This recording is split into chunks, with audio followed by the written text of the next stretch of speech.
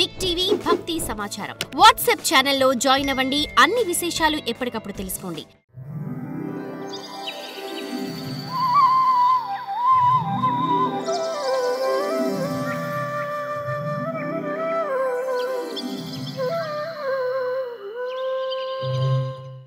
శ్రీహరి భక్తి సులభుడు. ఆయన భక్తికి చిక్కినట్లుగా మరే సాధనకు చిక్కడు. భక్తిరే కైవ ముక్తిదా, భక్తి ఒకటే ముక్తిని ఇచ్చేది అని నారద మహర్షి భక్తికి ధైర్యం చెప్పాడు. భక్తి యువతికి నారద వచనాలతో దుఃఖం తీరిపోయింది. కానీ పిల్లల ముసలితనం పోలేదు. ఆ బాధను కూడా పోగొట్టమని ప్రార్థించగా నారద మహర్షి ఆ ఇద్దరి చెవులను పట్టుకొని ఉపదేశించాడు. వారు మెల్లగా లేచి కూర్చున్నారు. మెల్లగా కళ్ళు తెరిచి నీరసంగా నారదుడిని చూసి మళ్ళీ నిద్రలోకి జారుకున్నారు. ఈసారి నారద మహర్షి ఎంతగా ఉపదేశించినా వారు కదలలేదు, మెదలలేదు. నారదుడికి చింతపట్టు. ఈలోగా ఆకాశవాణి ఇలా వినిపించింది. ఓ మహర్షి, దుఃఖించకు, నీ ప్రయత్నం సఫలమవుతుంది. భక్తిని లోకంలో ప్రసరింపజేయి. నీ పని నువ్వు చెయ్యి. దానితో భక్తికి సంతోషం కలగటమే గాక జ్ఞాన వైరాగ్యాలు ముసలితనం పోయి వారికి పుష్టి కలుగుతుంది. ఆ అశరీర వారిని విని నారద మహర్షి ఇలా అనుకున్నాడు. ఈ వాణి చాలా రహస్యంగా ఉంది. ఇందులో స్పష్టత లేదు. లోకంలో భక్తి ప్రసరించేటువంటి మార్గమేది? భక్తిని అన్ని చోట్ల వెళ్ళాలి కదా, ఎట్లనే వెళ్ళటం? ఏదన్నా మార్గం ఉన్నదా? నేను ఈ విషయంలో ఏం చేయాలి నేను అని నారద మహర్షి ఆలోచించాడు. ఆయనకు కూడా ఏమీ తోచలేదు. వారిని అక్కడే ఉండమని చెప్పి తాను తీర్థయాత్రకు బయలుదేరాడు. ఆ సమయంలో నారద మహర్షి వెళ్ళని తీర్థం లేదు, కలవని మహర్షి లేడు. అందరూ భక్తి జ్ఞాన వైరాగ్యాల గురించి నారదుడి నుండి కథలు వింటున్నట్లుగా వింటున్నారే తప్ప ఎవరికీ ఏమి చేయాలో తోచడం లేదు. ఎవరూ సమాధానం చెప్పలేకపోయారు. కొందరైతే భక్తి భూమి అంతా వ్యాపించటం సాధ్యం కాని పని అని తేల్చి చెప్పేశారు. కొందరు ఆహాకారాలు చేశారు. కొందరు మౌనంగా ఉండిపోయారు. కొందరు ఆశ్చర్యంగా ఉన్నారు. కొందరైతే అపహాస్యం కూడా చేశారు. ఏదైతే వేదాంతాలతో కూడా తెలిసేది కాదో, ఏదైతే నారదుడికి కూడా తెలియలేదో అది ఇతరులకు మాత్రం ఎలా తెలుస్తుంది చెప్పండి? భక్తి ప్రచార విషయంలో ఉపాయం దొరక్క చింతిస్తున్న నారద మహర్షి మెల్లగా బదరీవనానికి చేరాడు. ఇక్కడే తపస్సు చేస్తాను అని నిశ్చయించుకున్నాడు. అలా తపస్సు చేస్తున్న ఆయనకు ఒకనాడు సనకాది మహర్షులు దర్శనమైంది. నారదుడు మురిసిపోయి బాగా సంతోషపడి భక్తి జ్ఞాన వైరాగ్యాలు దుఃఖాన్ని పోగొట్టేందుకు ఉపాయాన్ని తెలపమని వారిని ప్రార్థించాడు. అప్పుడు ఆ మహర్షులు ఇలా అన్నారు. నారద, దుఃఖించకు. ఈ విషయంలో మేము ఉపాయాన్ని ముందే ఆలోచించి పెట్టాము. భక్తి ప్రచారం చేయటం నీ వంటి భక్తుడికే సాధ్యమవుతుంది.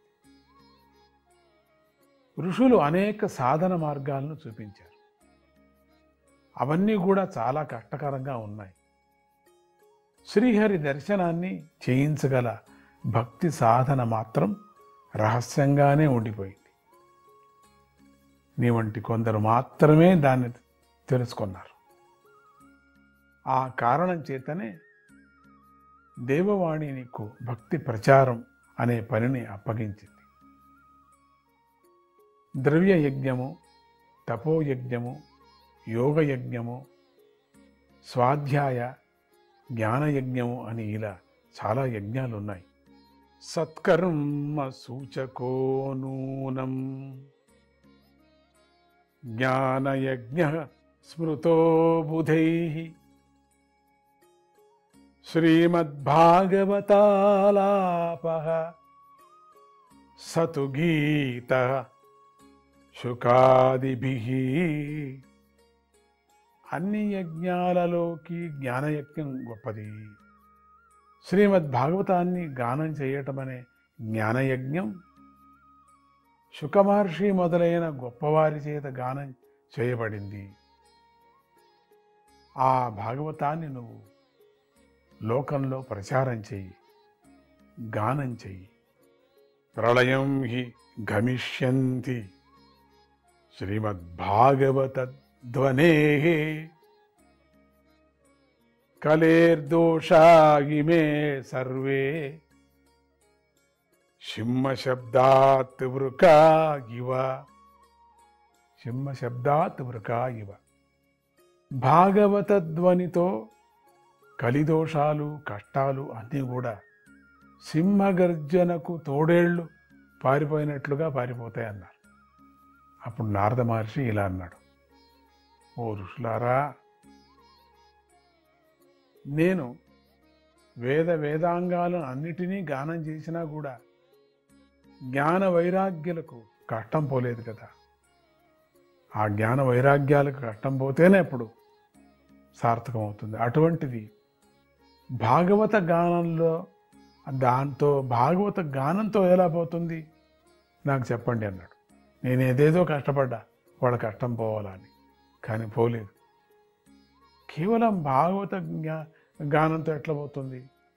అప్పుడు సనకాది ఋషులు చెప్తూ, ఓ నారదా, భాగవతం వేదోపనిషత్తుల సారం. అందువల్ల ఇది గొప్ప సారం కలిగి ఉంది. పాలలో పెరుగు ఉంటుంది కదా, కానీ పాలు తోడేసినప్పుడే పెరుగు అవుతుంది. అలా భాగవతం తయారైంది. చెరుకులో చక్కెర ఉంటుంది, కానీ దాన్ని వేరు చేసినప్పుడే చక్కెరగా మారుతుంది కదా. అలా వేదాల సారంగా చెప్పబడేది భాగవతం. ఇదం భాగవతం నామ పురాణం బ్రహ్మ సంహితం భక్తి జ్ఞాన విరాగాణం స్థాపనాయ ప్రకాశితం. ఈ భాగవతం అనే మహాపురాణం వేద సమానమైనది. ఇది లోకంలో భక్తి జ్ఞాన వైరాగ్యాలను స్థాపించేందుకై భగవానుడి చేత ప్రకాశింపబడి ఉంది.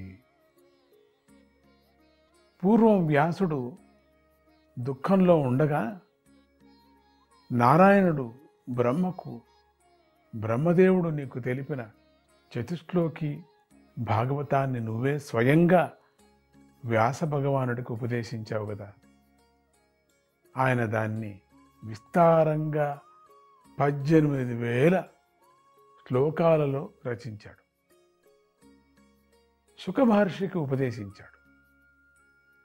ఆ శుకుడి భాగవతోపదేశంతో పరీక్షిత్తు 7 రోజుల్లో ముక్తిని పొందాడు కదా.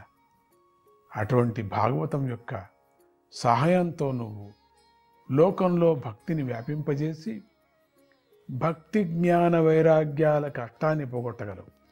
శ్రీమద్భాగవత శ్రావే శోక దుఃఖ వినాశనం అన్నారు.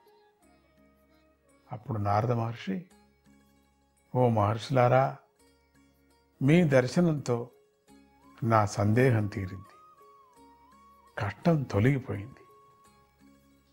నేను ఇక భాగవతాన్ని ప్రచారం చేస్తాను.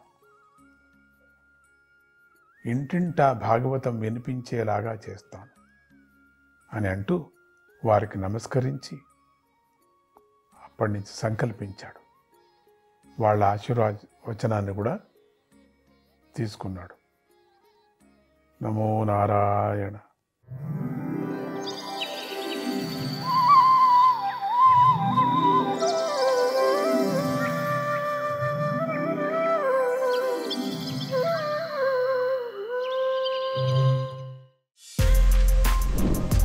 For more videos like this, subscribe Big TV channel.